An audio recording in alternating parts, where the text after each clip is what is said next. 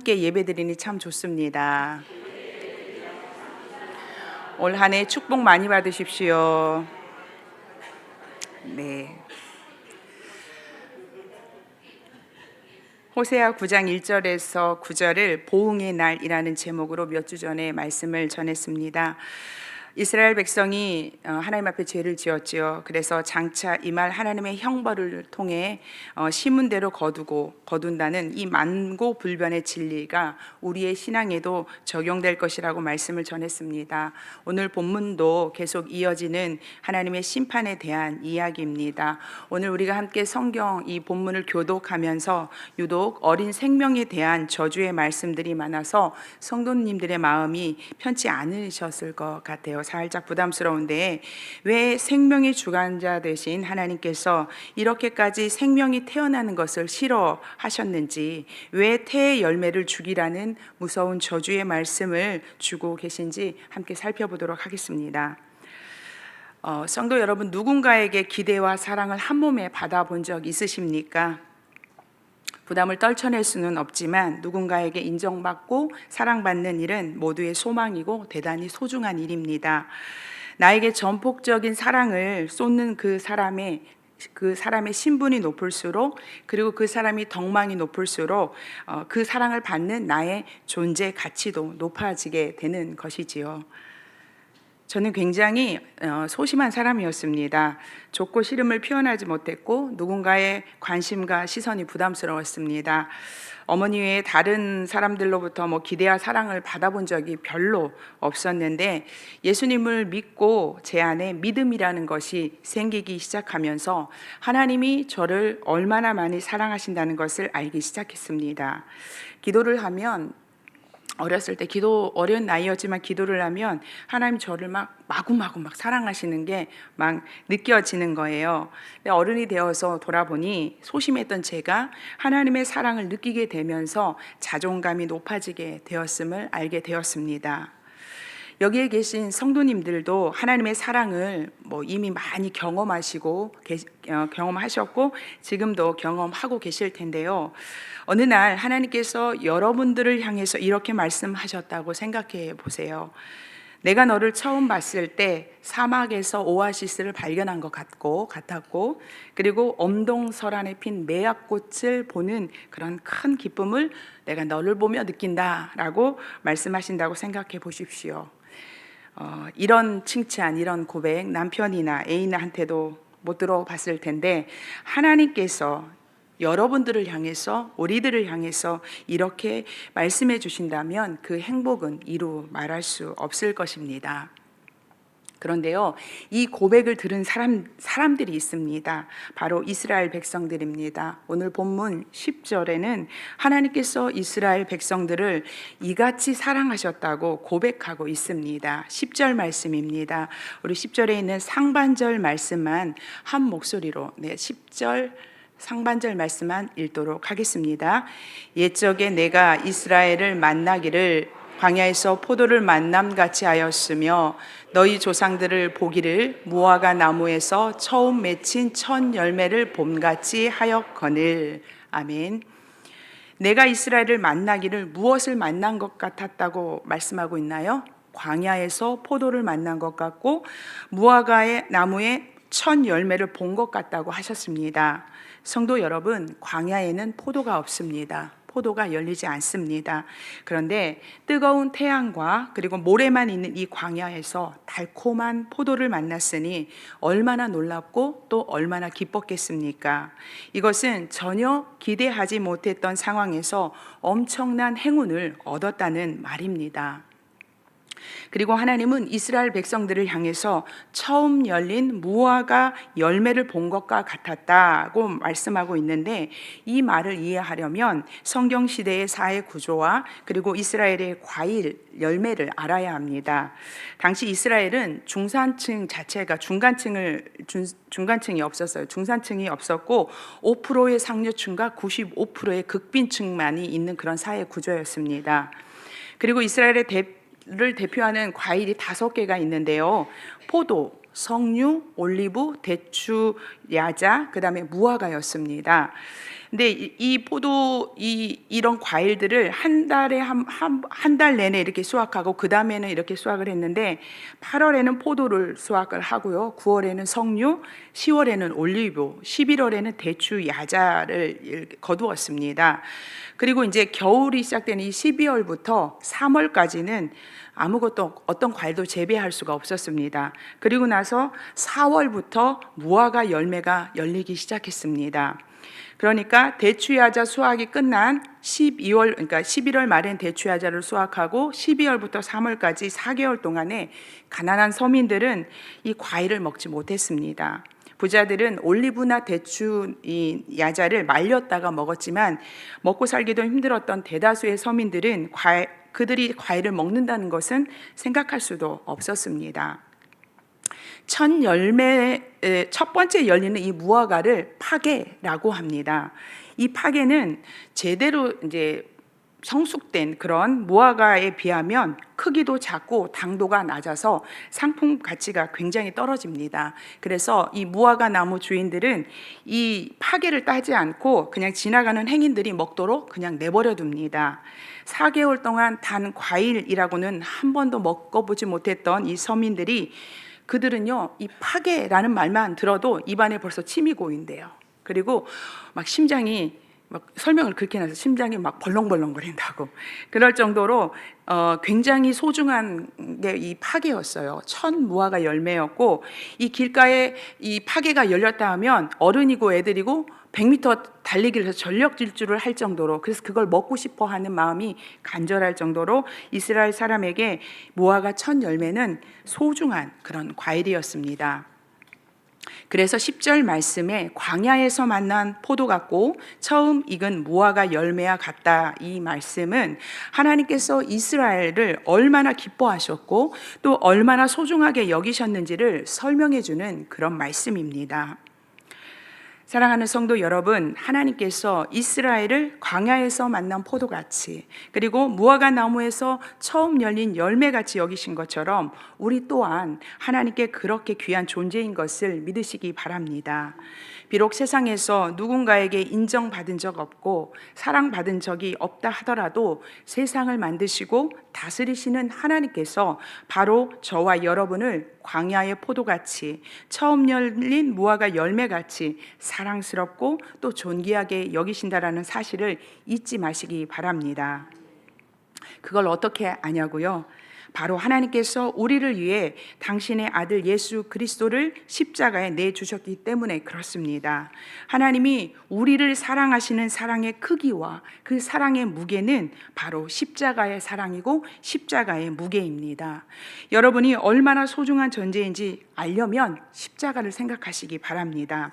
세상에 나를 비춰보면 부족한 것만 보이고 못난 것만 보이지만 십자가에 나를 비춰보면 하나님의 사랑이 보이고 그리고 나를 살리신 예수님의 사랑이 보입니다. 저와 여러분의 가치는 십자가입니다. 우리의 존재는 십자가 앞에서만 제대로 값이 매겨지는데 자꾸 나 자신을 세상에 비춰보니까 내 존재가 어떤지 진정한 답이 나오지 않는 거예요. 이 마이크가요 100만 원을 주고 샀다면 이 마이크는 100만 원짜리입니다. 우리도 하나님께서 사신 바 된 사람들이라 값을 매길 수 있는데요, 하나님이 예수 그리스도를 십자가에 못 박고 우리를 사셨기 때문에 우리는 십자가만큼 예수님만큼의 가치가 있는 사람들입니다. 저와 여러분은 예수님 짜리에 100만 원짜리가 아니고 200만 원짜리가 아니고 예수님 짜리의 가치가 있는 사람들임을 믿으시기 바랍니다. 그런데 이렇게 존귀한 사랑을 받았던 이스라엘이 하나님께 어떤 짓을 했는지 10절 하반절에 나와 있습니다. 우리 9장 10절 말씀을 다 통째로 한번 9장 10절 말씀을 함께 읽도록 하겠습니다. 옛적에 내가 이스라엘을 만나기를 광야에서 포도를 만남같이 하였으며 너희 조상들을 보기를 무화과 나무에서 처음 맺힌 첫 열매를 봄같이 하였거늘 그들이 바알 부올에 가서 부끄러운 우상에게 몸을 드림으로 저희가 사랑하는 우상같이 가증하여졌도다. 아멘. 하나님의 사랑을 한 몸에 받았던 이스라엘 백성들이 출애굽해서 이제 40년의 긴 광야 생활을 하고 모압 평지에 진을 쳤을 때의 일입니다. 모압 왕 발락이 이스라엘을 두려워했어요. 그래서 두려워해서 이방 선지자인 발람을 불러서 이스라엘을 저주해줘라 라고 부탁을 했습니다. 하지만 발람은 하나님이 두려워서 이스라엘 자손을 저주가 아닌 축복하는 일이 민수기 25장에 기록되어 있습니다. 이렇게 하나님이 두려워서 이스라엘 축복은 했지만 이 발람이요, 발락 모압 왕이 제시한 이 발락이 제시한 그 제물이 탐이 났기 때문에 이스라엘을 저주하지는 않았지만 악한 꾀를 생각해냈습니다. 바로 모압 여인들이 바알에게 제사할 때 이스라엘 남자들을 초청하여서 함께 우상을 숭배하게 하였고, 그리고 그 우상 숭배가 끝난 후에는 모압 여인들과 음행하도록 유혹해서 하나님의 진노를 사도록 이 발람이 사주했습니다. 결국 이 일에 하나님께서는 바알 부올에 가담한 남자 24,000명을 전염병으로 죽이는 참혹한 일이 발생했습니다. 우리가 함께 읽었던 이 10절에 나오는 그들이 바알 부올에 가서 부끄러운 우상에게 몸을 드렸다는 말씀은 민수기의 이 사건을 이야기하는 것입니다. 하나님은 이스라엘을 광야의 포도같이, 그리고 무화과 나무의 첫 열매를 바라봄같이 사랑하셨는데, 자신을 거룩히 구별하여야 할 이스라엘이 하나님께서 가장 가증히 여기는 그런 우상 숭배의 죄를 저지르고 만 것입니다. 10절은 옛적, 그러니까 출애굽 당시 이스라엘 백성들이 지은 죄를 말하고 있지만, 호세아 선지자 시대의 이스라엘이 이 북이스라엘이 지은 죄도 그와 똑같습니다. 우리는 호세아서의 말씀을 나누면서 이스라엘의 만연한 죄가 바알과 아세라를 숭배했던 우상 숭배와 그리고 이방 제사 후에 행해졌던 음행의 죄였다라는 것을 계속 반복해서 말씀드렸습니다. 이스라엘 백성들은 바알과 아세라를 숭배하는 것과 그 후에 행해지는 이 음행을 우리는 죄로 보지만 그들은 그렇게 심각한 죄로 여기지 않았습니다. 잘못된 것이라 여기지 않았습니다. 그렇지만 자신들의 조상들이 바알 부올에서 지은 이 죄와 그로 인해서 24,000명이 죽었던 일을 알고 있었기에 지금 너희들이 행하는 것은 너희 조상들이 행했던 바로 그 죄라고 지금 이 말씀을 통해서 상기시키고 있는 것입니다. 성도 여러분, 이스라엘의 문제는 우상 숭배와 성적 타락이었습니다. 참으로 신기한 것은 우상 숭배에는 성적 타락이 뒤따른다라는 것입니다. 왜냐하면 우상 숭배와 성적 타락은 모두 인간의 욕심에서 비롯되기 때문입니다. 지난 시간에도 말씀드렸는데 우상 숭배는 욕심에서 나오는 것입니다. 하나님을 믿지 않는 사람들은 몰라서 우상을 숭배한다고 합시다. 그러면 하나님을 믿었던 이스라엘 백성들은 왜 우상을 섬겼을까요? 그것은 하나님이 주셔서 이미 많은 것을 내가 누리고 있음에도 더 갖고 싶은 마음이 생겨서 우상에게 절하는 것입니다. 세상 사람들이 바알과 아세라를 섬겨야 농사가 잘 된다, 그리고 자녀도 많이 나올 수 있다, 이렇게 말을 하니까 지금 있는 것도 감사한데 더 갖고 싶은 욕심에서 하나님도 섬기고 그리고 바알과 아세라에게 찾아가서 그들에게 또 제사도 드린 것입니다. 이스라엘 백성들은 40년 동안 광야에서 만나와 메추라기를 통해서 우리를 먹이고 우리를 입히시는 분이 하나님임을 알았습니다. 척박한 광야였지만 출애굽 당시나 그리고 가나안 입성을 앞둔 때나 인구가 전혀 줄지 않았습니다. 생명을 주관하신 하나님이 그들을 지켜주셨기 때문이지요. 그런데 몸으로 부딪히고 그리고 경험한 하나님이었지만 이스라엘 백성들은 하나님을 제대로 알지 못했습니다. 하나님이 이스라엘 자신들을 얼마나 사랑하는지 알지 못했고 생명의 주관자가 하나님이심도 또한 자연 만물을 다스리심도 알지 못했습니다. 그래서 하나님은 호세아 선지자를 통해서 너희는 나를 아는 지식이 없다고 통탄하셨던 것입니다. 호세아 6장 6절에서 하나님은 나는 인애를 원하고 제사를 원하지 아니하며 번제보다 하나님을 아는 것을 원한다고 말씀하셨습니다. 사랑하는 성도 여러분, 여러분은 하나님을 알고 계십니까? 우리는 말씀을 통해 그리고 가르침을 통해 어느 정도 하나님에 대해 알고 있습니다. 신앙인으로 어떻게 살아야 하나님이 기뻐하시는지 알고 있기에 오늘도 우리는 주의를 지키며 하나님께 지금 예배하고 있습니다. 그러나 예배도 드리고 봉사도 하고 정성스럽게 헌금도 하지만 우리가 하나님을 인격적으로 아는 알미 없으면 하나님을 제대로 안다고 말할 수 없습니다. 여기서 인격적으로 안다는 것은 하나님을 우리가 경험해서 알아야 한다는 것입니다. 세상을 만드신 하나님이 아무것도 아닌 나를 사랑하시는 게 느껴져서 몸둘 바를 모르겠고, 하나님이 나를 위해 십자가를 지신 것에 하나님 감사합니다 라고 이렇게 고백하는 것, 이것이 하나님을 경험하는 것이고 하나님을 아는 것입니다. 하나님을 경험한 사람은 하나님을 사랑하지 않을 수 없고, 그리고 예배를 대충대충 드릴 수 없습니다. 그래서 하나님은 제사보다 하나님을 아는 것을 원한다고 말씀하고 계십니다. 그래서 우리는 이 하나님을 깊이 경험하기 위해서 말씀을 읽는 거예요. 그리고 깊이 묵상하는 겁니다. 피곤하고 힘들지만 시간을 내어 무릎을 꿇어 기도하는 것도 하나님을 알아가기 위함입니다. 예배하고 성경 읽고 기도하는 것이 어떤 신앙인의 의무를 완수하고, 나 성경 몇 독했어, 나 기도 몇 시간 했어, 이것이 자랑거리가 되는 것이 아니라 우리가 경건의 훈련을 하는 유일한 이유는 하나님을 더 알고 더 깊이 만나야 하기 때문임을 잊지 마시기 바랍니다. 이스라엘 백성들은 모든 것을 주신 하나님을 잊어버렸습니다.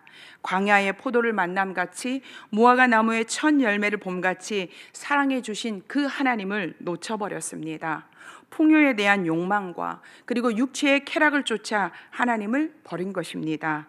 그러자 하나님도 그들을 버리사 하나님이 가증히 여기는 우상과 같은 신세가 되어 버렸습니다. 하나님이 택한 백성, 선민으로서의 영광은 새처럼 날아가 버렸습니다. 이제 이스라엘이 맞이할 미래는 암담하기만 합니다. 모압 여인들의 유혹에 빠져서 우상을 숭배하고, 그리고 이방 여인과 음행한 죄로 24,000명의 남자들이 전염병을 죽임을 당한 일이 바알 부올의 최후라면, 이 북이스라엘이 맞이할 미래는 민족 전체가 맞이하는 심판이었습니다.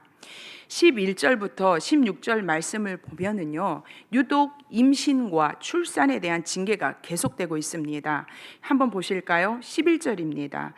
해산하는 것이나 아이 베는 것이나 임신하는 것이 없으리라. 12절, 자식을 기를지라도 그 자식을 없이하여 한 사람도 남기지 아니할 것이라. 14절, 아이 베지 못하는 태와 젖없는 유방을 주시옵소서. 16절, 비록 아이를 낳을지라도 내가 그 사랑하는 태의 열매를 죽이리라. 이 말씀을 읽으면 하나님이 너무 잔인하게 보입니다. 아이들이 무슨 잘못이라고 왜 하나님의 진노가 어린 생명에게 임했을까요? 죄는 분명 어른들이 지었는데 아이들이 태어나지도 못하고 태어나도 죽이시겠다고 이렇게 말씀하셨을까요? 우리는 이스라엘 백성들이 숭배한 바알과 아세라에 대해서 알아야 이 9장에 임한 형벌을 이해할 수 있습니다. 9장 1절부터 9절에는 먹고 사는 환경의 재앙이고 10절부터 17절은 생명에 대한 재앙입니다. 바알은 농사의 신이었어요. 사람들은 바알이 비를 주어야 농사가 잘 된다고 생각했습니다. 그래서 이 바알의 마음을 달래기 위해서 제사했던 것입니다. 그런데 하나님께서 너희들이 섬겼던 바알은 아무런 힘이 없다는 것입니다. 비를 내릴 수도 없고 햇빛을 줄 수도 없는 아무것도 아닌 존재라는 것을 9장 2절에서 하나님께서 말씀하셨습니다. 우리 9장 2절 말씀을 한 목소리로 읽도록 하겠습니다. 타작마당이나 술틀이 그들을 기르지 못할 것이며 새 포도주도 떨어질 것이요. 하나님께서 벼와 밀을 타작하는 마당에 아무것도 없고, 그리고 포도주가 떨어져서 술틀이 텅 비게 하실 것이라는 말씀으로 타작마당과 술틀을 주관하는 분이, 너희들이 쓸 것 먹을 것 이 모든 것을 주관하는 분이 여호와 하나님이심을 드러내고 있습니다. 그리고 9장 10절부터 17절에는 다산을 기원하며 아세라를 섬겼던 이스라엘에게 생명을 잉태케 하시는 분이 하나님이심을 명명백백하게 드러내고 있습니다. 생명의 주관자이신 하나님을 버리고 아세라를 숭배하면 사람들은 다산의 축복을 받는다고 믿었어요. 이런 어리석은 이스라엘에게 하나님은 아이를 임신하는 것도 없을 것이고 해산하는 일도 없을 것이며 혹여 아이를 낳을지라도 태의 열매를 죽이시겠다고 말씀하셨던 것입니다. 사랑하는 성도 여러분, 하나님의 영광이 떠나면 이것이 재앙이고 이것이 화입니다. 그런데 11절 말씀을 보면 에브라임의 영광이 새같이 날아갔다라고 말씀하고 있습니다. 광야의 포도같이 처음 열린 무화과 열매 같은 그런 사랑을 받았던 이스라엘이 하나님을 버리고 배교하였더니 이스라엘에 임했던 하나님의 영광이 새같이 날아가 버렸습니다. 하나님은 우리를 사랑하십니다. 분명 그러하십니다. 그래서 우리는 때로는 하나님의 사랑이 이 영원할 거라고 착각할 때가 있습니다. 하나님이 우리를 사랑하는 것은 맞는 말이지만 우리가 하나님을 사랑하지 않으면 우리를 향한 하나님의 사랑도 사라질 수 있음을 우리는 기억해야 합니다. 나뭇가지에 앉아있는 새를 보셨지요? 그 새가 아침에도 점심에도 저녁에도 그 자리에 앉아 있던가요? 새는 한 곳에 오래 머물러 있지 않습니다. 미련 없이 쉽게 날아가 버립니다. 하나님이 우리를 사랑하시고 우리를 오래 참으시지만 돌이키지 않는 죄인을 향해서 떠나실 때가 있음을 우리는 기억해야 합니다. 하나님의 영광이 사라진 자리에는요, 어둠이 깃들게 되고 그래서 재앙이 임하게 됩니다. 우리는 구약에 나타난 하나님의 진노하심을 대할 때 하나님을 무자비한 분으로 생각할 때가 있습니다. 사랑의 하나님이 어떻게 이렇게 하실 수가 있어? 사랑의 하나님 맞아? 라고 생각하곤 합니다. 하지만 공의는 사랑의 다른 이름으로 공의가 있을 때 완전한 사랑이 존재하는 것입니다.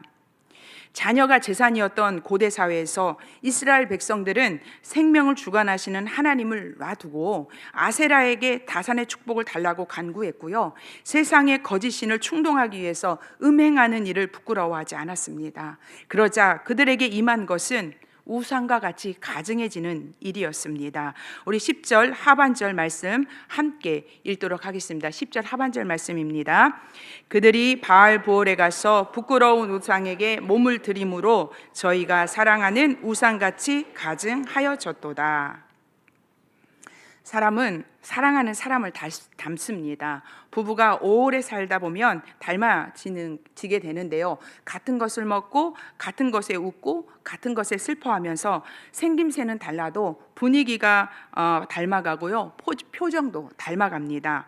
이스라엘 백성이 하나님을 품은 게 아니고요. 바알과 아세라를 마음에 품었습니다. 하나님이 계셔야 할 그 자리에 바알과 아세라를 두고 그들을 사랑했습니다. 그러자 이스라엘은 욕심과 쾌락 그리고 거짓과 술수에 가증한 모습으로 변해버렸습니다.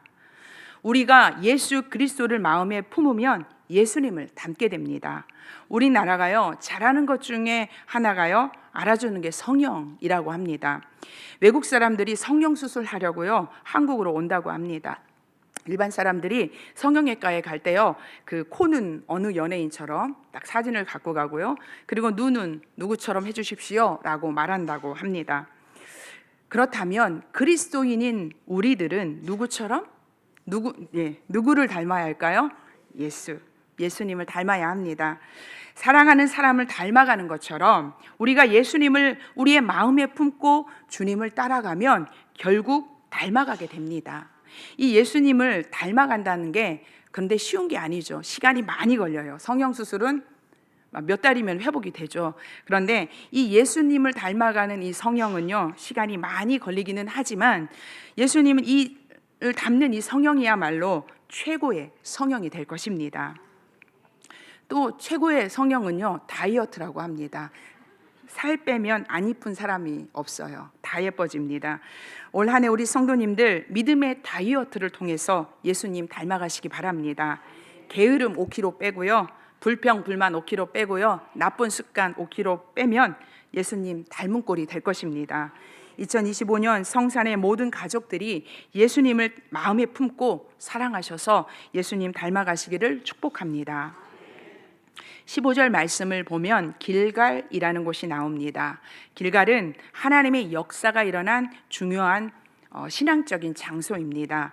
길갈은 이스라엘 백성들이 요단강을 건넌 후 가나안 땅을 첫 발을 딛고 진을 쳤던 곳으로 이곳에서 있었던 가장 중요한 일 중에 하나가 바로 할례 사건입니다.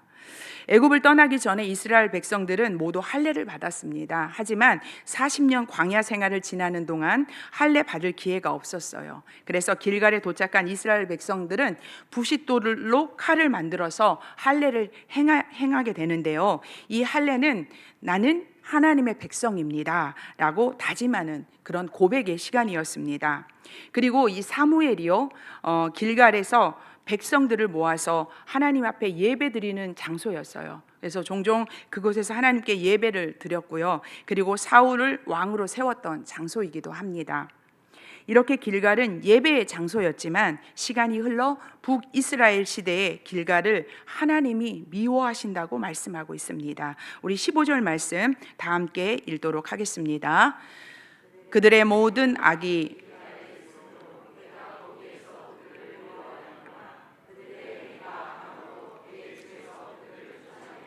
다시는 사랑하지 아니하리라. 그들의 지도자들은 다 반역한 자니라. 아멘. 호세아 선지자 당시 길갈은 북이스라엘의 우상 숭배의 가장 중요한 거점 중에 한 곳이었습니다. 그곳에서는 이스라엘이 행할 수 있는 모든 종류의 악이 다 행해졌다고 오늘 15절에 나와 있습니다. 한때는 하나님을 향한 예배의 장소였고요. 왕을 세울 만큼 정치적인 명맥이 있었지만 처음의 순수함을 잃어버린 길갈은 모든 악이 행해지는 죄악의 장소가 되어 버렸습니다. 아모스 4장 4절과 5절에도 길갈의 죄가 기록되어 있는데요. 아모스 4장 4절과 5절 말씀 제가 4절을 읽고 우리 성도님들 5절 읽겠습니다. 너희는 베델에 가서 범죄하며 길갈에 가서 죄를 더하며 아침마다 너희 희생을 3일마다 너희 11조를 드리며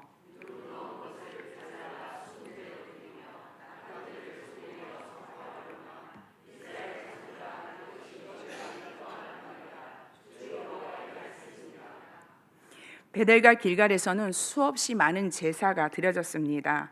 그러나요, 그곳에서는 또 다른 제사, 즉 우상 숭배가 겸하여 드려졌기에 하나님은 그 제사를 받으실 수 없었습니다. 제물이 넘쳐나고 기도 소리가 넘쳐나도 그것은 하나님을 위한 제사가 아니라 자신을 위한 자신이 기뻐하는 그런 제사였을 뿐입니다. 사랑하는 성도 여러분, 신앙은 변질돼서는 안 되는 것인데 길갈과 같이 변질될 수 있기에 우리는 항상 조심해야 합니다. 우리가 영적으로 분별하고 깨어있지 않으면 처음에는 좋았지만 나중에는 나빠질 수 있고 최악이 될 수 있습니다. 물론 우리의 신앙이 항상 상승세를 치고 항상 그 좋은 걸 유지할 수는 없습니다. 물론 개인마다 다 기복이 있겠지만 처음도 좋고 지금도 좋고 나중도 좋아야 합니다. 믿음은 예수 그리스도를 닮아 점점 변화되는 것이지 예수 그리스도를 떠나 변질되어서는 안 됩니다. 신학이 변질되어 악이 가득한 그곳에 하나님의 영광이 머물 수 없는 것은 당연합니다. 하나님은 거룩하시기에 죄악과 함께할 수 없고 그리고 죄를 미워하시기에 죄 지은 자를 징계하십니다. 15절 중반부에요. 그들의 행위가 악함으로 내 집에서 그들을 쫓아내고 17절 하반절에 여러 나라 가운데에 떠도는 자가 될 것이라 라고 말씀하셨습니다. 여기서 쫓아낸다 라는 말은요, 가나안 입성했을 때 가나안 족속을 쫓아낼 때 사용됐던 그 단어고요. 그리고 남편에게 부종한 아내를 쫓아내라 할 때 썼던 또 사용된 그 말입니다. 이 쫓아낸다라는 말을 이곳에 사용하므로 장차 이스라엘을 가나안 땅에서 먼 곳으로 쫓아내실 것과 그리고 이스라엘과 하나님이 맺은 영적 혼인 관계를 끝내실 것을 이중적으로 말씀하고 있습니다. 호세아 선지자의 예언대로요, 이스라엘은 강대국 아수르에 의해 나라가 망하면서 가나안을 떠나서 이리저리 유리방황하는 신세가 되어 버립니다. 성도 여러분, 하나님의 영광이 떠나는 것이 가장 큰 재앙입니다. 가장 큰 화입니다. 하나님의 영광이 우리에게 임할 만큼 사실 우리의 믿음이 대단한 게 아닙니다. 전적인 하나님의 은혜로 그 넘치는 하나님의 사랑으로 우리는 과분한 영광을 입고 살아가는 그런 사람들입니다. 하나님이 우리에게 원하시는 것은 단 한 가지, 하나님만 바라보고 하나님만 사랑하며 사는 것입니다. 어떻게 하나님만 바라보고 살 수 있냐며 그것은 너무 힘든 일이라고 부정하는 분이 계실 수 있습니다. 하지만 우리는 우리의 주권을 주장할 권리가 없습니다. 하나님이 우리를 구원하지 않았으면 우리는 마귀의 노예로 살다가 지옥에 갈 인생이었습니다. 그런데 예수님께서 십자가에 못 박히심으로 값을 치르고 사신 바 되었기에 하나님은 우리의 주인이 되시고 우리는 하나님의 종이 되었습니다. 종이 자신의 삶이 너무 힘들다고 어떻게 주인 말만 듣고 평생 살 수 있냐고 반항할 수 없습니다. 우리는 하나님이 구원하지 않았으면 마귀의 종으로 마귀를 거역하지 못하고 살았을 거예요. 내 마음대로 사는 것은요, 내가 주인 되는 게 아닙니다. 하나님을 주인으로 섬기지 않으면 곧바로 마귀의 종이 된다는 것을 우리는 명심해야 합니다. 하나님 외에는 아무것도 우리의 주인이 될 수 없습니다. 하나님이 우리에게 요구하신 것은 단 한 가지, 여호와 하나님을 사랑하고 삶으로 인해서 하나님의 영광 안에 거하시는, 그렇게 살아가시는 저와 여러분 되기를 바랍니다. 이스라엘 백성들이 바알과 아세라를 섬겼다는 이야기를 들으면요, 우리는 참 믿음 없다, 그렇게 큰 사랑을 받아놓고도 그렇게 하나님을 떠나 사는가라고 생각합니다. 구약을 읽다 보면 그런 마음이 들 때가 있어요. 하지만 동네 사람들이요, 다 바알 신이 풍년을 주고요, 아세라가 출산의 복을 준다고 말하고 있어요. 바알과 아세라에게 절만 하면 그런 복을 나도 받을 수 있다라고 하는 그런 당연한 세상이었어요. 이스라엘 백성들이 하나님이 무엇을 좋아하고 무엇을 싫어했는지 영적으로 좀 더 민감하고 분별력이 있었다면 그런 상황 속에서도 절대로 우상에게 절하지 않았을 것입니다. 성도 여러분, 우리도 마찬가지입니다. 우리는 분명 그리스도인인데 세상이 짜놓은 그 프레임에 우리 가치 기준을 갖다 맞춥니다. 우리의 가치 기준은요, 하나님이시고요, 우리의 가치 기준은 하나님의 말씀이어야 하는데 세상이 짜놓은 목표와 기대와 방법을 쫓아 우리가 우르르 쫓아갑니다. 성도 여러분, 오늘은 2025년 첫 번째 주일입니다. 올 한 해 어떤 목표를 갖고 시작하십니까? 해결하고 싶은 문제도 있고요, 이루고 싶은 소원도 많이 있겠지만 그게 우리의 믿음의 전부가 되지 않기를 바랍니다. 우리는 우리의 필요를 하나님께 간구할 수밖에 없지만 그 기도에 앞서서 하나님을 향한 사랑과 믿음이 선행되어야 할 것입니다. 올 한 해 우리 교회는 믿음의 역사, 사랑의 수고, 그리고 소망의 인내라는 표어를 가지고 믿음의 경주를 이제 시작했습니다. 우리가 믿음, 소망, 사랑을 향해 달려나갈 때 하나님의 형상을 회복하고 그렇게 닮아가질 것을 우리는 소망합니다.